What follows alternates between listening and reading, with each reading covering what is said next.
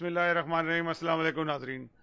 ایک بہت ہی افسوس کی خبر یہ ہے کہ چنیوٹ میں ایک احمدی دکاندار کو اس وقت گرفتار کر لیا گیا کہ وہ رنگے ہاتھوں تلاوت سنتے ہوئے گرفتار ہوا کہ وہ تلاوت سن رہا تھا۔ اس کی خبر کئی دنوں سے تحفظ ختم نبوت چنیوٹ کے جو علماء ہیں ان کو مل رہی تھی۔ انہوں نے ایف آئی اے کی موجودگی میں کو ساتھ لے کر وہ چھاپا مارا اور اس کو رنگے ہاتھوں گرفتار کر لیا۔ اس پہ الزام یہ لگایا گیا کہ یہ جو تلاوت سنتا ہے یا تلاوت ریکارڈ کرتا ہے یا سوشل میڈیا پہ ڈالتا ہے، یہ تحریف شدہ ہے۔ میں ان کو چیلنج کرتا ہوں کہ یہ ایک تحریف شدہ کوئی آیت دکھا دیں کہ یہ جو ان کو ملی ہے۔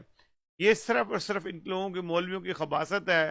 انہوں نے کوئی نہ کوئی کام کرنا ہے، ان کو مل نہیں رہا کچھ بھی کہ کرنے کے لیے۔ ان کو سے شرم یہ آنی چاہیے کہ دنیا کے اندر قرآن پاک کو جلایا جا رہا ہے اور آگے لگائی جا رہی ہیں۔ لوگ جہاں کے سر عام ہیں، آپ ایک دن شور میں چاہتے ہو اور خاموش ہو جاتے ہو۔ یہ جو دنیا کے اندر تماشا دکھایا گیا ابھی پچھلے دنوں، کچھ آپ نے کارروائی کی، دنیا میں کئی جگہوں پہ قرآن مجید جلایا جائے اور بہت سارے قرآن مجید آپ جو احمدیوں کی مساجد کو آگ لگاتے ہو اس میں قرآن مجید جل جاتے ہیں۔ یہ غیرت کی بات ہوتی ہے۔ یہ غیرت آپ کی کہاں گئی کہ آپ نے مطلب ہے کہ ایک آدمی تلاوت سن رہا ہے، آپ نے کہا یہ تحریف شدہ ہے۔ بھائی یہ آپ کو ایک بتا دوں بات کہ قرآن مجید کی حفاظت کی ذمہ داری خدا تعالیٰ نے خود لی ہے۔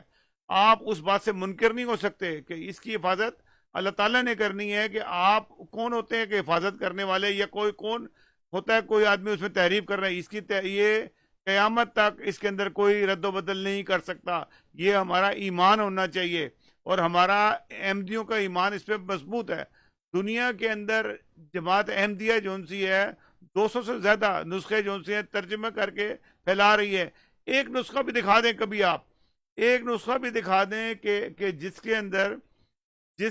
کے اندر کوئی ایک قرآن شریف کے اندر کوئی تحریف شدہ نسخہ ہو جس میں ایک نقطے کا بھی زبر زیر ہو۔ چنیوٹ میں بیٹھا بندہ وہ تبدیلی کر رہا ہوگا، اس کی وہ کر سکتا ہے؟ کبھی سوچنے کی بات ہے۔ یہ صرف آپ کی شیطانی حرکات ہیں، وہ آپ کر رہے ہیں۔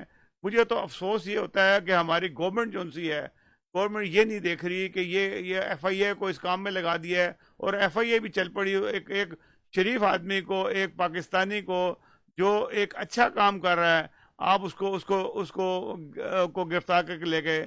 کب آپ وہ نسخہ چیک کریں گے قرآن مجید کے کہاں پہ تحریف ہوئی ہے؟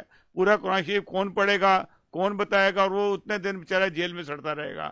آپ اس پہ توجہ کریں۔ ہماری پولیس اور جو ہماری عدالتیں ہیں اس پہ توجہ کرنی چاہیے۔ جو 11 سال کی بچی کو آپ لوگوں نے زندہ پتھر مار کے مار دیا، ایک مولوی کے نے اس پہ فتویٰ دیا۔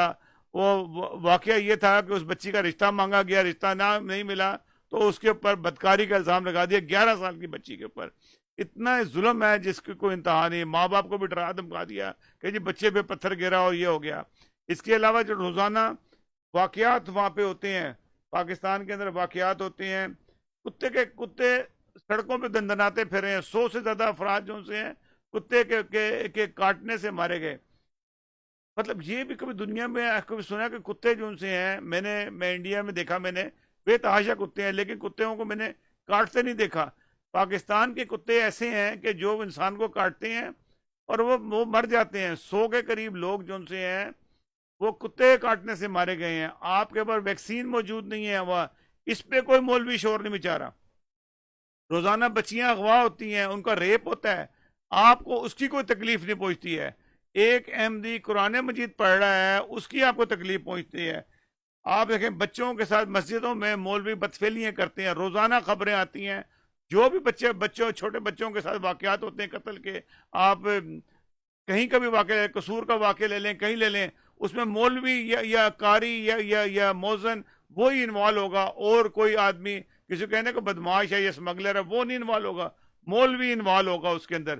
یہ تکلیف دہ بات ہے جو ہے، اس پہ کوئی توجہ نہیں دے رہا، کوئی پکڑنے والا ان کو موجود نہیں ہے۔ آپ کو میں کیا بتاؤں۔ ابھی بچیاں اخبار میں خبریں سن رہا تھا، ایک بچی جو سی ہے وہ سڑک پہ جا رہی تھی، اس کو اغوا کر لیا۔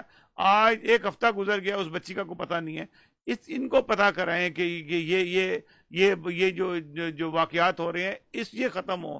اس کو ختم کرنے کے لیے حکومت جو ریاست مدینہ بنی ہے اس پہ عمل ہونا چاہیے، نہ کہ کسی احمدی کو قرآن شریف رکھنے پہ، قرآن شریف سننے پہ، کمپیوٹر پہ کیوں آپ نے قرآن شریف لوڈ کر لیا.